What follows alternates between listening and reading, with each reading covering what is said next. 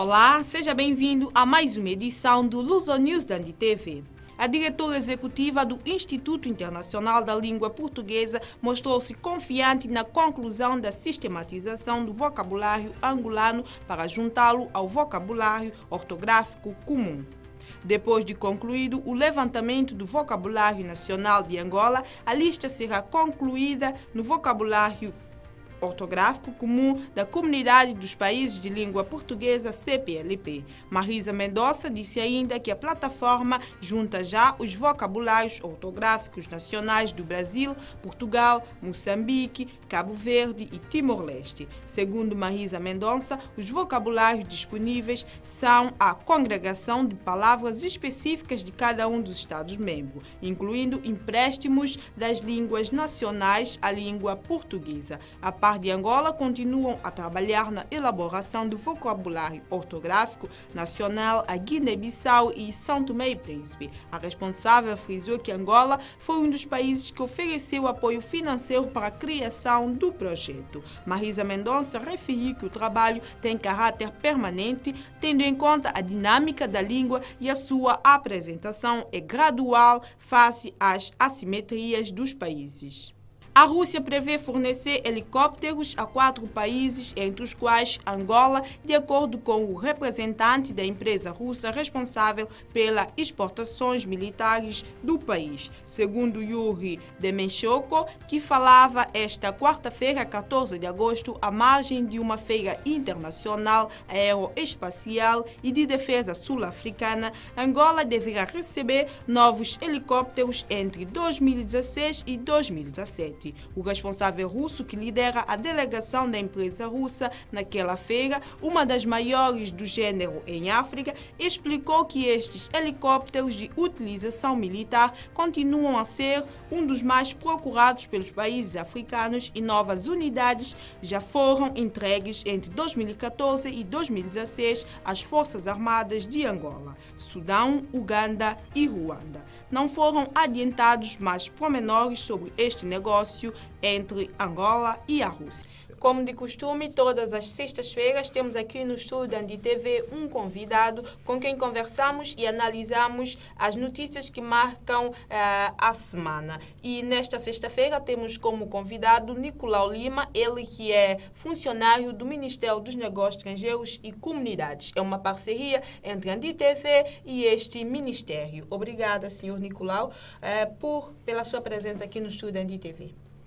Muito obrigado. Ok, senhor Nicolau, vamos começar um pouco com a África. A África do Sul, na África do Sul, o presidente Jacob Zuma devolveu ao Estado sul-africano mais de $1 milhão que ele tinha gastado abusivamente. O que nós podemos entender deste ato? Bom, antes de mais, eu queria dizer que este ato é um ato que revela um pouco a fragilidade, né, do atual presidente no poder, que usou indevidamente uma quantia de 7,8 milhões de rands, equivalente a $480 mil, para a remodelação da sua residência privada, onde o Tribunal Constitucional ordenou que fosse devolvesse a importância que foi utilizada. Por outro lado, isso repercute no fracasso do atual partido do poder, que é o ANC, o Partido Nacional Africano, que também, como sabe, nas últimas eleições autárquicas, perdeu 60% dos votos, o que transmite também que a economia do país vem sofrendo de estagnação, não há um crescimento visível. E, por outro lado, a ANC perde poder para o partido Aliança Democrata, que ganhou 3 estados, como Joanesburgo, Pretória e Porto Elizabeth, e vem governando esses países com o apoio dos partidos minoritários. Agora, voltando um pouco para as Coreias, temos a Coreia do Norte e a Coreia do Sul, e também os Estados Unidos da América estão um pouco envolvidos no clima de tensão existente entre essas duas Coreias. Já estamos num nível alarmante? O que tira dessa situação? O que pode dizer? Que comentários é que faz sobre a atual situação entre as Coreias e os Estados Unidos da América? Eu creio que é alarmante. Nesse momento sabe-se que a Coreia do Norte, a Pyongyang, lançou o último o míssil, o ensaio nuclear, o seu quinto ensaio nuclear, que causou um impacto negativo para a região, para a Península Coreana, não é? E que muitos estados, sobretudo a Coreia do Sul, o Japão, já manifestaram a imposição sobre este ato, que veem como ameaça, tanto que os Estados Unidos, que é o aliado da Coreia do Sul, já manifestaram interesse junto de forma a pressionar o Conselho de Segurança das Nações Unidas, de forma que haja uma resolução que sancione a Coreia do Norte, que haja novas sanções contra o último lançamento, o último teste nuclear. E a China, que é um aliado principal da Coreia do Norte, também já manifestou a sua impugnação quanto a este ensaio. Só que a China é um aliado da Coreia do Norte, mas tem tido muita cautela na negociação com a Coreia do Norte, porque para não haja maior instabilidade na região que já se encontra ameaçada.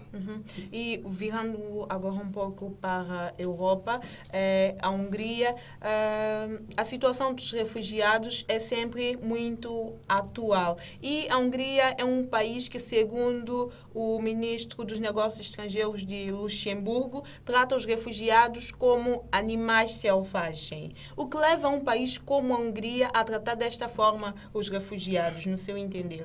Bom, primeiro eu gostaria de dizer porque os refugiados não são do norte da África, são refugiados provenientes do leste europeu. Sabe que a Hungria é um país que está no coração da Europa Central e que é um ponto de passagem para alguns países desenvolvidos, industriais, como a Alemanha e Luxemburgo. Então, os refugiados têm como ponto de passagem a Hungria. Então, esta situação tem provocado um distúrbio na Hungria. Tanto é que a situação não é sustentável. Então, algumas políticas que o governo húngaro tem tomado anti-migração têm causado um impacto negativo a alguns países no seio da comunidade europeia. Tanto é que o ministro dos Negócios Estrangeiros luxemburguês já veio dizer que a Hungria deve ser retirada da União Europeia. Deixe-me dizer que a Hungria aderiu à União Europeia em março de 2004, já vai há algum tempo. Entretanto, ainda atual, alguns dirigentes europeus têm dito que a Europa deve reconhecer a sua fragilidade na sua política. Tanto que nas políticas econômicas é coesa, mas na sua política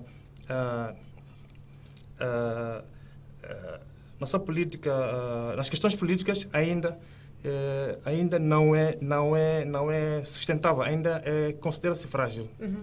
E voltando agora um pouco para o Mundial, as Olimpíadas do Rio de Janeiro passadas, os atletas norte-americanos foram acusados por alguns hackers russos que invadiram a Agência Mundial de Doping, né, o site da Agência Mundial de Doping, e expôs que alguns desses atletas usavam substâncias ilícitas, proibidas por essa agência, que só devia ser consumida, ingerida por pessoas com casos específicos de alguns transtornos, algumas doenças. Entre essas pessoas temos a ginástica americana Simone Biles, que levou muitas medalhas, 5, incluindo 4 de ouro nessas Olimpíadas do Rio de Janeiro.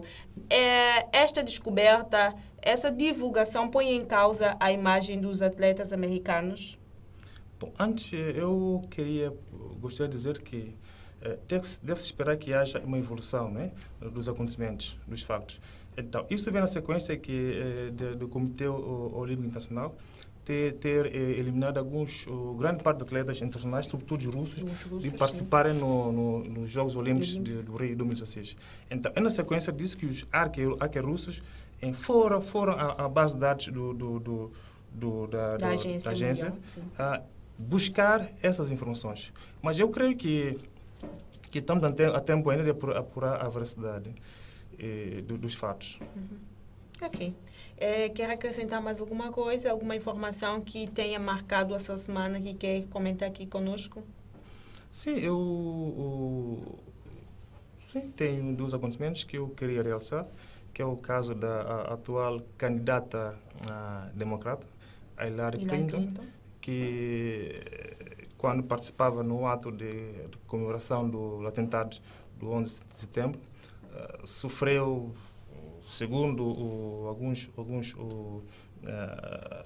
comunicação internacional, sofreu de pneumonia, né? Teve que ausentar-se, mas que ontem já retomou aos comícios a sua campanha habitual. E também o caso do falecimento do ex-presidente de Cabo Verde, Manuel Mascarenhas Monteiro, que aos 72 anos faleceu, vítima de uma doença prolongada. Podemos considerar que foi um grande líder cabo-verdiano, também um exemplo para os países cabo-verdianos. É lamentar a sua morte. Ok. Muito obrigada, Sr. Nicolau Lima, pela sua presença aqui no Estudante TV. Ok. Obrigado. É desta forma que nós colocamos um ponto final em mais uma edição do Luso News da NITV. Se esteve do nosso lado, o prazer foi todo nosso e obrigada pela preferência.